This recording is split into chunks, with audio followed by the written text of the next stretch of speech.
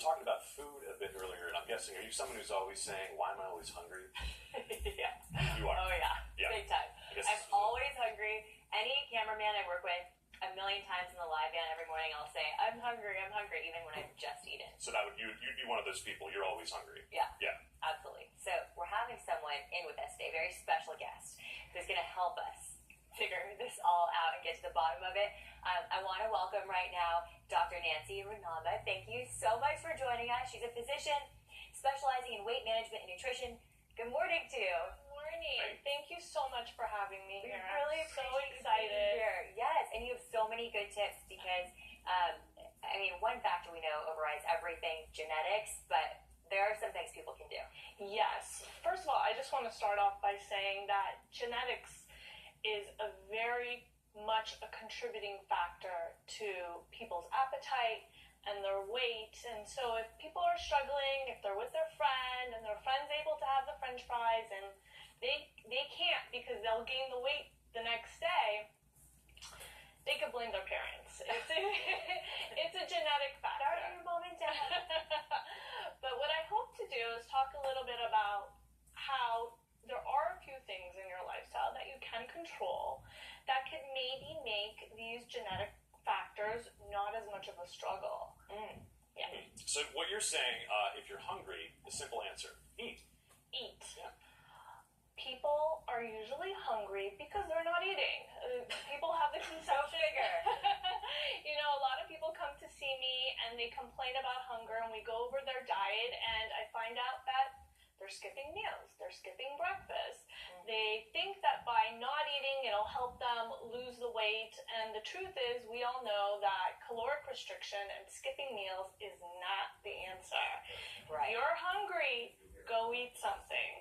It could be, though, also what you're not eating. Like, if you don't have enough protein, or in my case, I know a lot of times I won't drink as much water as I really should. Right. And your body thinks you're hungry, or what? Exactly. So then when people get really hungry and they don't go to the right foods. So when you are hungry, what's important is that you eat what your body needs. Protein, fiber, and water.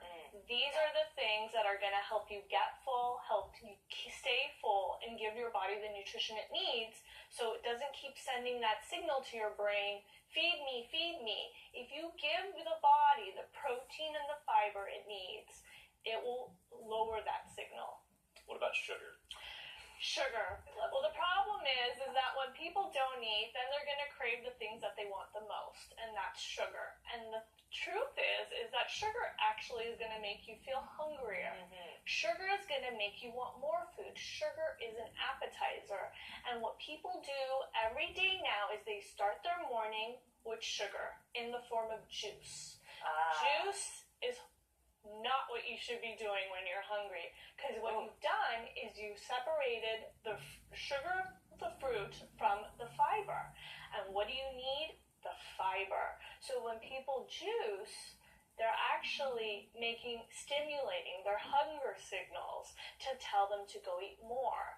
When they have a no sugar added coffee drink in the morning, they don't realize that even though it says no sugar added, does not mean that there isn't sugar in there. So that's also going to be appetizing. And that applies to green juice too, I imagine. Same thing. Yes, green juice Oh, is the man. same. The green juices usually have apples in them, and it's almost 2 apples in 1 green juice. Whereas if you wanted to have a snack, go have a whole apple. Enjoy it with the fiber. Okay. What about, fitness lovers might be confused by this, but you say too much exercise is not a good thing. Right.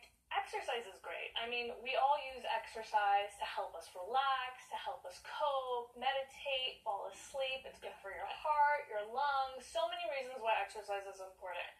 But too much exercise is too much exercise. When you push your body too hard, the body's going to send signals to your brain that tell you to go get the things that it thinks you need to survive. Food. So when you put your body in stress, the body will naturally try to get as much reserve in the form of food in order to survive a stressful situation. Got it. Yes. All right, finally, sleep. Sleep. Something we don't know anything about. Morning Yes, sleep. Yeah. sleep deprivation is also a very stressful thing. If your body is not getting the rest it needs, it also assumes it's in a stressful situation. So it will send more signals to the brain that says, get me food, get me carbs, get me sugar. Now, if you put this all together, people are waking up early in the morning, they're grabbing their juice, they're grabbing their sugar coffee drink, and they're going to their CrossFit class, and they're sleep deprived, over-exercising, and filling up on sugar. Right. So, these All the are wrong a few things that you could do in order to curb the hunger signals. You know, ironically, I've been listening to a book about sleep as I drive into work at 3 a.m. And it's fascinating how much repair happens, you know, in those 6, 7, 8-hour marking points. So right. It's been motivating me to I'm try a to sleep. doctor, and I'm going to tell you that it's okay if you sleep in an extra hour and not go to that boot camp class at 6 a.m. Your body probably wants it. Okay. Sounds good. Thank you so much. You're really welcome. appreciate it. Informative tips right there. Yeah, and Dr. Rahnama, as you see here on the screen, you can reach her at that address, dr-nancy-rahnama.com. Thanks so much. Really appreciate your time. Thank you.